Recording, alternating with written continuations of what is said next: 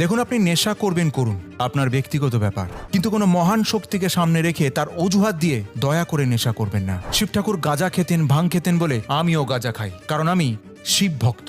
আপনি শিব পুরাণের কোথাও দেখাতে পারবেন শিব ঠাকুর নেশা করতেন? আগে না, আসল কারণটা জেনে রাখুন। অমৃত পান করার লক্ষ্যে দেবতা এবং অসুরেরা সিদ্ধান্ত নেয় তারা সমুদ্র মন্থন করবেন, আর এই মন্থন শুরু হতেই প্রথমেই উঠে আসে হলাহল বিষ। সেই মুহূর্তে উপস্থিত কেউ এই বিষের প্রকোপ সামলাতে না পেরে দেবাদিদেব মহাদেবের প্রার্থনা শুরু করেন। সেই মুহূর্তে মহাদেব উপস্থিত হয়ে সেই বিষ পান করেন, যাতে তার সৃষ্টি এই জগৎ রক্ষা পায়। কিন্তু এই হলাহল বিষের প্রকোপ এতটাই মারাত্মক ছিল যে শিবের শরীর ভেতর থেকে জ্বলতে শুরু করে। তার শরীরের ভেতরের সেই জ্বলনটাকে শান্ত করার জন্য সেখানে উপস্থিত দেবতা এবং ঋষিমুনিরা তাকে ধোতরা ফুল আর গাঁজা মিশিয়ে দেন, যাতে হলাহল নামের এই মারাত্মক বিষের প্রকোপ ধীরে ধীরে শান্ত হয়। কিন্তু জেনে রাখুন, শিব ঠাকুর আজ পর্যন্ত কোনোদিনও নেশা করেননি। শিবের শরীরের জ্বলনটা যাতে শান্ত হয়, সে কারণে তার ভক্তরা তাকে ধুতরা ফুল আর ভাং সমর্পণ করেন।